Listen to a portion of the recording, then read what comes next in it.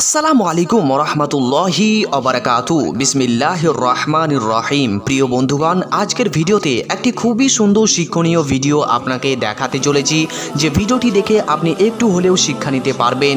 তাই অবশ্যই ভিডিওটি একটু স্কিপ না করে শেষ পর্যন্ত দেখার অনুরোধ রইল। প্রিয় বন্ধুগণ, আমরা যখনই কোনো মুসিবতে পড়ি, যখনই কোনো আযাব আমাদেরকে গ্রেফতার করে, তখনই আমরা সেই মুসিবতের হাল খোঁজার জন্য আপ্রাণ চেষ্টা করে থাকি।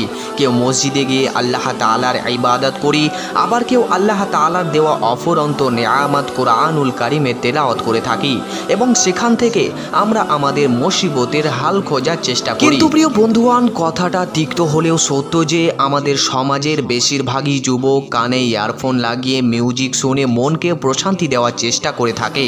সুপ্রিয় দর্শক মণ্ডলী, এবার আমি আপনাকে সেই ঘটনাটি শোনাতে যাচ্ছি, যে ঘটনাটি শুনে আপনার চোখে অশ্রু বেয়ে আসবে ইনশাআল্লাহ। তাই অবশ্যই ভিডিওটি একটু স্কিপ না করে শেষ পর্যন্ত অবশ্যই দেখতে থাকুন। প্রিয় বন্ধুগণ, 4 বছরের একটি ছোট্ট বাচ্চা শিশু দোকানদারের কাছে গিয়ে বলল, আপনার কাছে কি আল্লাহকে পাওয়া যাবে?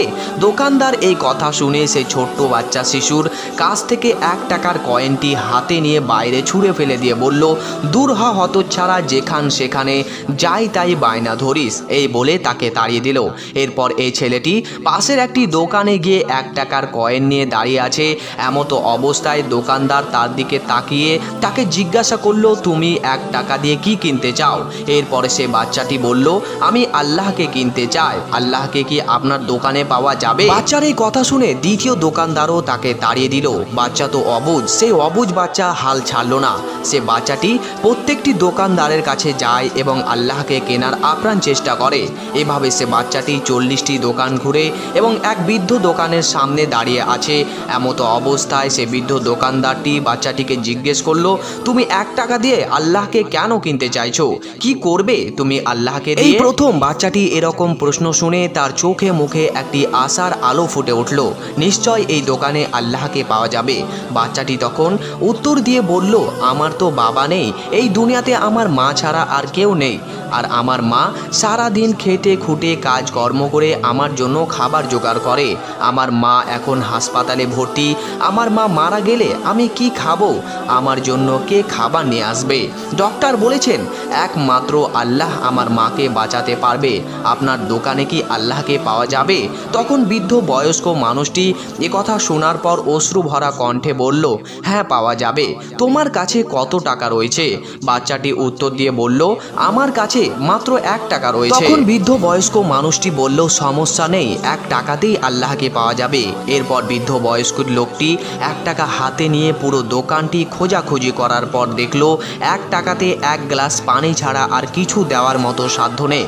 তাই ফিল্টার থেকে 1 গ্লাস পানি নিয়ে ছেলেটিকে দিয়ে বলল, এই 1 গ্লাস পানি তোমার মাকে খাওয়ালেই তোমার মা সুস্থ হয়ে যাবে। পরের দিন ডক্টররা আসলো এবং তারপর হাসপাতালে তার মায়ের অপারেশন শুরু করলো এবং তার মায়ের অপারেশন সাকসেসফুল হলো এবং তার মা অতি শীঘ্রই সুস্থ হয়ে উঠল। এরপর ডিসচার্জের কাগজে অপারেশনের বিল, ওষুধের বিল দেখে মহিলার মাথায় যেন পাহাড় ভেঙে পড়ল। এরপর একজন ডাক্তার এসে বলল, আপনার চিন্তা করার কোনো দরকার নেই, একজন বৃদ্ধ ভদ্রলোক আপনার সকল টাকা পরিশোধ করে দিয়েছেন এবং এই চিঠিটি দিয়েছেন।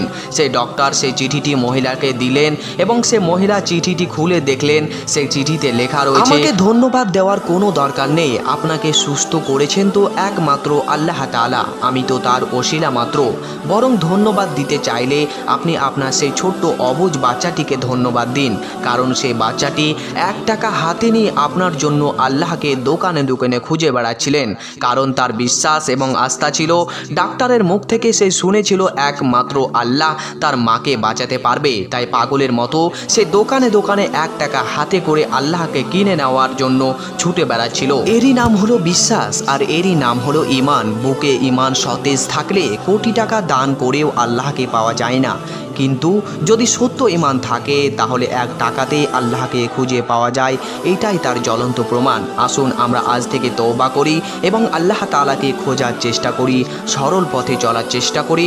আল্লাহ তাআলা আমাদেরকে অবশ্যই সরল পথ দেখিয়ে দিবেন।